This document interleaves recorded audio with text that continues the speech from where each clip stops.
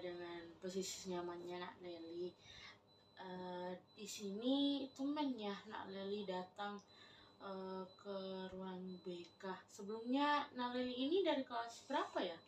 Iya Bu, jadi nama saya Leli dari kelas 11 IPA 3 Ibu. Oh, dari kelas 11 IPA 3. Baik, Nak Leli datang ke ruang BK ini ada keperluan apa atau ada keperluan dengan guru BK yang lain? Iya Ibu, saya ada keperluan dengan Ibu, saya mau curhat. Oh iya Nak Leli, kalau begitu tapi sebelumnya apakah Nak Leli datang ke ruang BK ini dengan keinginan sendiri, dengan pribadi Nak Leli sendiri, ataukah dipaksa atau disuruh? Saya datang Bu dengan keinginan sendiri saya. Oh iya, baik kalau begitu.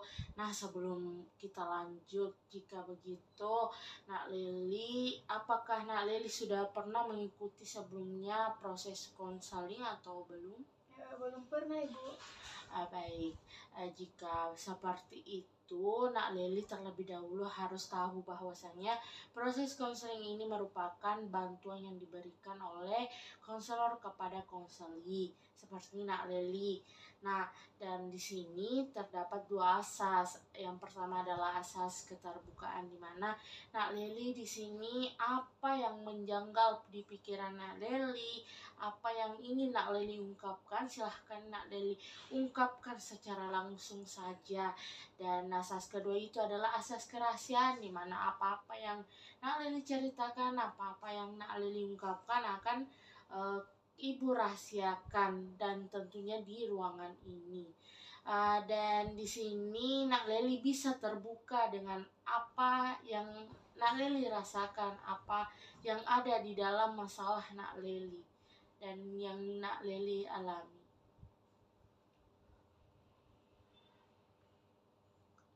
Nah, bagaimana di sini? Apakah Nak Leli sudah paham terkait dengan apa yang Ibu jelaskan tadi? Iya Ibu, saya sudah paham dengan hal yang Ibu jelaskan tadi. Baik, jika seperti itu, terlebih dahulu sebelum kita masuk kepada proses konseling, kita akan menentukan terlebih dahulu waktu proses konseling yang akan kita laksanakan. Karena nantinya itu kurang lebih kita akan menggunakan 30 menit ke depan. Nah, apakah Nak Leli keberatan dengan hal itu, dan apakah kurang lebih daripada 20 menit, 30 menit itu sudah cukup? Tidak Ibu, dan itu juga sudah cukup.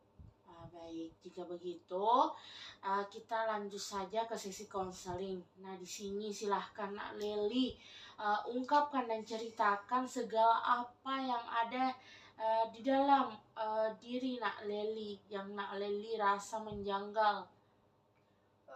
Jadi begini Bu, saya merasa bosan dan tertekan atas perlakuan kakak dan ibu saya. Jadi mereka itu sangat cerewet dan selalu melarang saya saat saat saya itu seperti dilarang untuk main bersama cowok, dilarang main sampai pulang larut malam. Terus saya juga selalu dimarahi kalau tidak mengerjakan pekerjaan rumah dan pekerjaan sekolah. Oh, jadi begitu ya. Oke, jadi apa yang Nak Leli rasakan saat ini? Perasaan yang saya rasakan itu Ibu sangat tertekan. Oke, baiklah.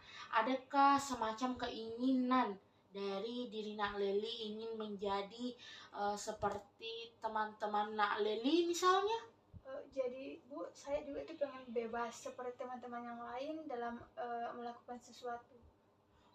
Oke, jadi pada intinya di sini Nak Leli ini merasa tertekan, dan begitu pula di sisi lain dimintai ini dan itu oleh kakak dan ibu Nak Leli, serta dengan ini Nak Leli ini seperti dengan teman-teman Nak Leli, apa yang teman-teman Nak Leli rasakan yaitu merasa bebas, begitu. Iya Bu, betul seperti itu.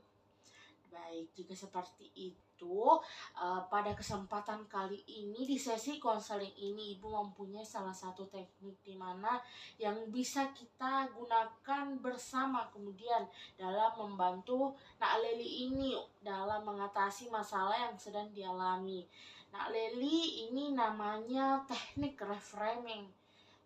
Teknik ini adalah teknik di antara layanan konseling, yaitu konseling kognitif yang dimana untuk bertujuan agar kita berpikir lebih luas dan lebih positif dalam menyikapi segala sesuatu dan berpikir lebih rasional, dan juga untuk menyikapi hal-hal lain yang pada intinya tujuan ini agar kita berpikir secara luas dan positif. Jadi terkait dengan teknik yang Ibu jelaskan, apakah Nak Leli bersedia untuk menggunakan teknik ini dalam sesi konseling kita kali ini? Iya Ibu, saya siap dan mau menggunakan teknik agar saya juga dapat dibantu dalam hal ini. Baik, jika begitu kita akan memulai tekniknya, Nak Leli. Jadi di sini mungkin untuk mengawali daripada teknik reframing ini, Nak Leli bisa ungkapkan apa yang Nak Leli pikirkan terkait dengan apa-apa yang ada di dalam pikiran Nak Leli sekarang ini. Jadi seperti ini Bu, yang saya pikirkan di sisi satu merasa marah dan tertekan. Terus dan saya juga merasa bahwa di sisi lainnya pengen marah tapi tidak bisa Bu. Jadi seperti itu sehingga pada akhirnya itu menumpuk saya dan bingung gelisah Ibu. Mungkin itu juga yang pernah saya rasakan. Iya, Ibu paham akan posisi itu, Nak Leli. Nah, di sini mungkin Nak Leli bisa coba ungkapkan lagi.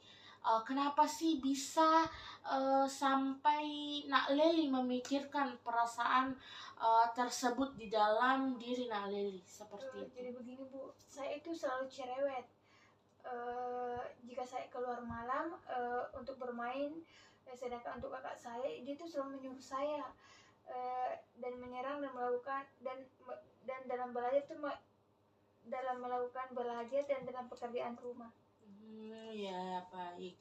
Jika seperti itu, baiklah kita kan sudah mengetahui tadi dari penjelasan beberapa yang telah dijelaskan oleh Nak Leli terkait perasaan yang ada di dalam diri Nak Leli sendiri. Nah, tapi Nak Leli harus tahu bahwasannya di sisi lain mungkin pasti ada perasaan atau hal-hal positif. Kenapa demikian? Sampai kakak dan ibu Nak Leli demikian melakukan hal tersebut, dan di situ pasti demikian ada hal positifnya, kan? Iya Bu, mungkin ada. Nah, seperti itu. Mungkin sekarang Nak Leli bisa coba ungkapkan kira-kira nih dari perlakuan kakak dan ibu Nak Leli, hal positif apa yang dapat diambil di dalam hal itu? Jadi sebenarnya baiknya dari sikap tersebut itu Ibu ingin melatih saya untuk lebih bertanggung jawab dari sisi kakak saya, dan sebenarnya sesuai dengan ya saya pertamanya agak jengkel tapi kelamaan merasa terbiasa dan ringan ketika dia menyuruh saya untuk mengerjakan pekerjaan rumah dan sekolah. Oh ya, begitu. Oke, Nak Leli, bagus sekali. Nah, sekarang coba deh kembali Nak Leli ingat-ingat apa yang rasanya membuat Nak Leli tertekan, tapi kemudian hal itulah membuat persepsi Nak Leli yang negatif tapi dimunculkan pada positif dari kejadian tersebut. Jadi kan sudah saya ungkapkan juga tadi. Jadi kalau ibu saya itu sebenarnya sangat cerewet dan suka melarang saya. Tapi di balik itu saya sedikit menyadari bahwa mungkin itu sepertinya itu berguna untuk saya gitu. Jadi agar agar saya dapat bertanggung jawab dengan tugas saya gitu dan lebih bermotivasi. Sedangkan untuk kakak saya itu suka menyuruh saya, mungkin persepsi saya secara positif itu mengingatkan saya agar eh, lebih bertanggung jawab dan memiliki sikap yang mandiri terhadap pekerjaan yang saya lakukan, baik tujuan mereka itu sebenarnya baik untuk saya. Iya betul Nak Leli. Coba aja mereka itu enggak peduli, tapi pasti hal itu akan memberikan dan menambah masalah lagi dalam diri Nak Leli, sehingga kemudian Nak Leli bisa berpikir bahwasannya itu ada sisi negatif dan sisi positifnya. Betul kan? Iya Bu, benar itu Bu. Nah, baiklah, alhamdulillahnya di sini sebenarnya tujuan daripada penggunaan teknik kita tadi yang telah Ibu jelaskan itu reframing, di mana kita memframe pikiran dalam diri dan stimulus kita yang kemudian berpikir jauh lebih positif dan luas terhadap segala sesuatu yang ada, begitupun yang buruknya kemudian. Nah, di sini kita belum sebenarnya itu buruk, dan bisa saja mungkin itu melatih kita untuk selalu mengambil hal-hal positif yang entah itu tujuannya untuk diri Nak Leli maupun masa depan Nak Leli. Nah, daripada tujuan teknik reframing ini kemudian memberikan pemahaman lebih lanjut terhadap pikiran Nak Leli yang tadinya irasional menjadi rasional. Namun mungkin ini terlalu cepat proses tekniknya bagi Nak Leli, dan Nak Leli apakah sudah begitu paham dengan hal ini, ataukah ini malah terlalu cepat dan belum begitu paham akan Nak Leli?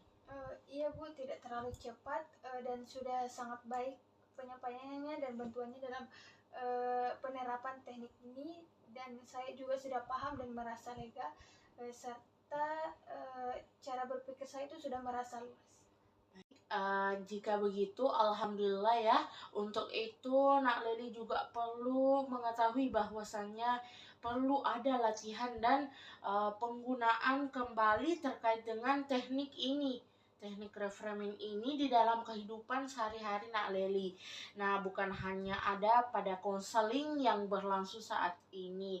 Untuk itu, Ibu memiliki sebuah file yang nantinya Ibu akan bagikan kepada Nak Leli. Silahkan Nak Leli gunakan untuk dibuat sebagai demikian, dilaksanakan, diisi dengan baik, karena itu sangat bisa sekali untuk membantu Nak Leli mengukur dan sebagai tolak ukur keberhasilan daripada penggunaan teknik framing ini nantinya. Nak Leli silahkan berikan tanda centang kepada file tersebut, dan kemudian sepekan ke depan kita akan bertemu kembali untuk mengevaluasi bagaimana kemudian teknik reframing yang telah dilakukan.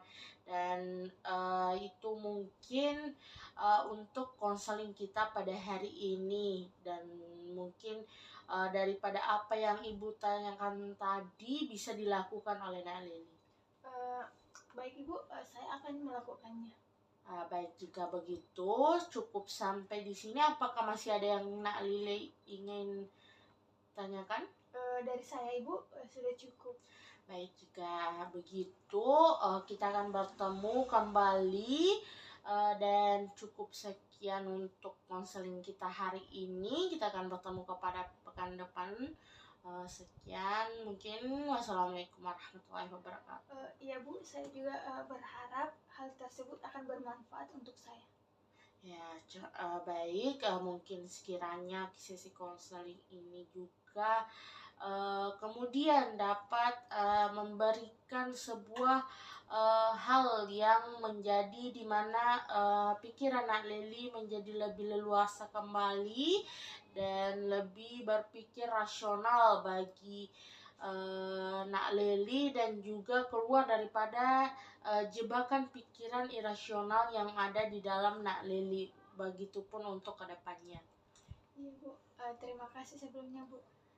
Iya, terima kasih sama-sama. Saya izin pamit.